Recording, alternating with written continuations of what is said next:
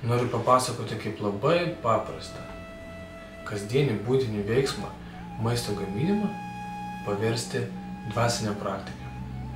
Jeigu tą maistą, kurį mes pagaminam, aukojame Dievui, tuomet tas maistas yra transformuojamas ir tampa tuo, kas sanskrito kalboje vadinama prasadu. Tai yra dvasinė energija, kurį valgant mes dvasiškai tobulėjame ir negauname jokios blogios karmos.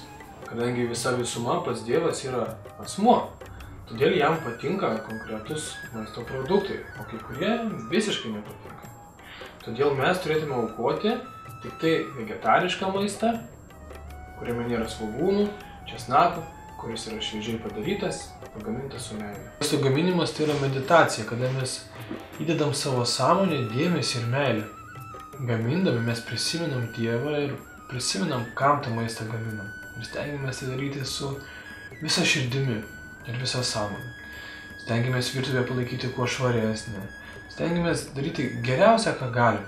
Ir labai svarbus aspektas, gamindami mes to maisto neragaujame, nes pirmą turės ragauti tą maistą Krišna. Pagamintą maistą galim tiesiog pačiam puode paaukoti. Kartais nėra galimybių, o kartais mes nepasiruošę laikytis aukštesnių standartų. Tiesiog nuoširdžia malda galim pasimelsti Viešpatį. Priimk šitą maistą, kurį aš pagaminau už tų produktų, kuriuos man davėjai, ir paversk į prasadą. Taip pat galim pakartoti Hare Krishna mantrą. Bet jeigu norite, galime maistą aukoti tradiciniu senoviniu metodu. Tam jums reikės atskiros lėkštutės, tokios, iš kurios niekas nevalgo, bus skirta tik tai Dievui. Labai gražiai paserviruoti, įdedant dėmesį, gražiai išdėlioti produktus, visus patiekalus, kuriuos jūs pagaminot ir norite aukoti. Tuomet namuose įsirengus nedidelį altorėlį, tą lėkštutę padėti. Ir kartojant specialias mantras, nuoširdžiai su meile pasiūlyti Viešpačiui.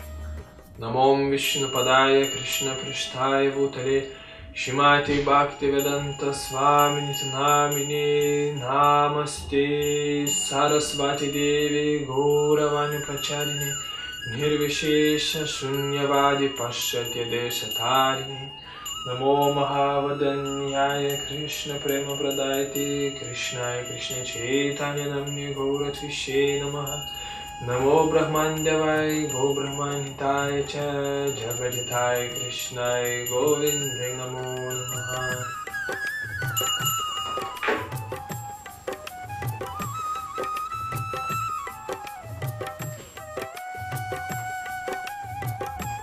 Tada galima nusilenkti, galima uždegti smilkalą, galima uždegti žvakę ir palaukti, kol Viešpats paragaus tai, ką jūs jam pagaminot.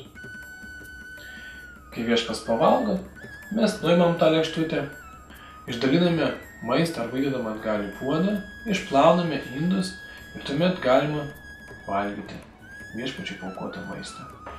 Tai paaukotas maistas yra šventas, todėl nereikėtų jo išmesti. Ir labai gerai yra jo pasidalinti su savo draugais, nes tuomet naudą gauna ir jie.